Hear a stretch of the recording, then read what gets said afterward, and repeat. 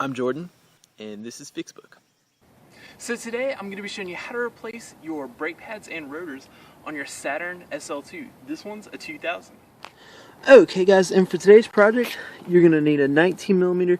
You don't need an impact gun, a crossbar, breaker bar, and a 19mm will work to remove your wheels. We got a pair of measuring calipers here. We got a 32-ounce hammer. Any hammer will work. We also got a ratchet, a regular ratchet will work just fine. We got a 14mm and 18mm socket. I got a long-handled ratchet there as well, 3/8 ratchets. A flathead screwdriver, of course new brake pads, brake grease, high temperature brake grease.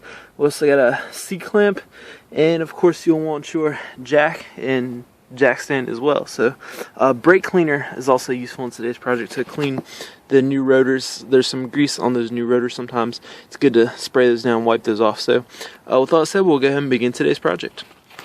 Okay guys, so the first thing we're going to do is remove our wheel, but first you need to go ahead and get it up on the jacks, and basically we got our jack located right here along this long body piece, and then your jack stand can go right over here is fine, and basically we got 4 19mm lug nuts. We're going to get that off, remove our wheel off, and then we'll be looking at our rotor and pads. Okay guys, so here we are. We got your brake caliper, your rotor, and basically the next thing we're going to do is we got 2 14mm fasteners we got to remove, one here, one here. But before we do that, we're going to take a flathead screwdriver. We're going to reach on in here and just kind of pry back a little bit. And what we're doing there, guys, is we're compressing that piston back a little bit. So once we do remove these fasteners, this guy's just going to come right off. So now I'll go ahead and get our bolts off.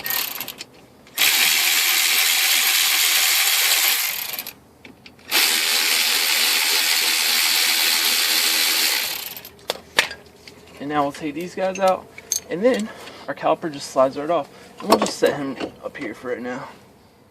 Okay guys, so now we're just going to pull these pads off, and that's all there is to removing the pads. But now sit back for just a second and listen to what I got to say about rotors. Alright, we have now reached the most important segment of this video. Please do not skip over this part of the video. It's important for you to hear what I've got to say about rotors, and it's important to assure that after you've done your brake repair, your car will be safe to drive. So we've got a few different options here when it comes to dealing with your rotors. You can either replace your rotor, have your rotor resurfaced, or you can keep and use your current rotor as is. Now, first I'm going to go over replacing the rotor. It is an absolute must to replace the rotor if its measurement is below the minimum thickness threshold to ensure your car is safe to drive. What I'm going to describe here in just a second, whether you want or don't want to replace the rotor, that's up to you. Affordability and comfort is at hand. But if it is below the minimum thickness threshold, there's no other way about it. You must replace the rotor. Okay, so now that we understand that, and here in just a second I'll show you how to measure it and be able to tell whether it's below the threshold or not. But now we're going to talk about turning your rotors. Now, there's a couple reasons you could turn your rotor, and that's to keep your present rotor, and you can pay about $10 to Napa or O'Reilly, where they have a brake lathe, and they will turn your rotor for you. It's a cheaper option than buying a whole new rotor. And the reason you'd want to do that is if you've wore your brake pads down metal to metal, and the metal pad is wedged in grooves there, and it's all torn up, then you don't want to put new pads on that torn up surface with your old rotor. So you'd want to have your rotor resurfaced, and that's to ensure longevity for your new brake pads.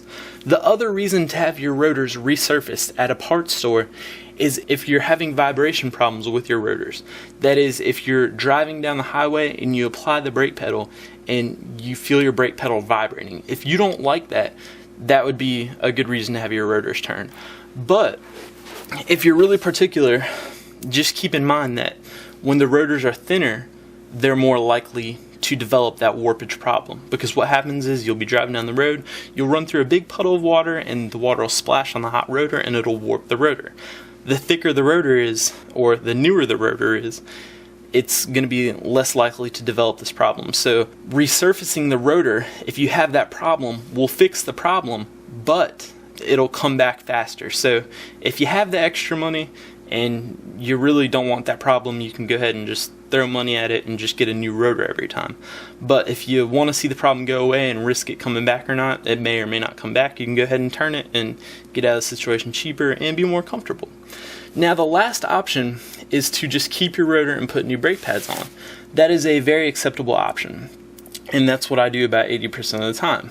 Again, as long as the rotor is above the minimum threshold, because if it's not going to be safe to drive. So it's okay to put new pads on your old rotor if it's smooth like this you can see right here. As long as it's a semi-smooth surface, you can go ahead and put the new brake pads on. It's really fine. So those are the three options that you have: replacing, resurfacing, or just keeping your old one. And again, most of the time, most people are just fine keeping their old rotor and putting new pads on top of their old rotor. One more thing I almost forgot to is rotors that cause vibration, they're safe to drive. It's just an uncomfortable thing. The unsafe thing is the below the minimum thickness, but rotors that cause vibration are safe to drive. And also, this minimum thickness number, if I don't tell you exactly what the number is here in just a second, you can find it at your parts store. They'll give you a discard thickness number on your rotor, so keep that in mind too. Okay guys, and after just doing a quick Google search, I found that the minimum thickness for these rotors is going to be 20 millimeters. And basically, so we're going to get behind here and take a look. And it looks like this one is about 18 millimeters. And this isn't my accurate one. I know these rotors are really thin, so we're replacing these anyways. But if it's 2 millimeters below minimum thickness, that is severe. So yeah, we're going to go ahead and replace these, and we'll show you how to do that in just a moment. Okay guys, so in order to remove this rotor, what we're going to do is we have two 18mm bolts sitting here. So I'm going to go ahead and take this bracket off, and then this is a floating or sliding rotor, so he just sits on there and he's just being held on by this bracket. So let's go ahead and remove our bolts.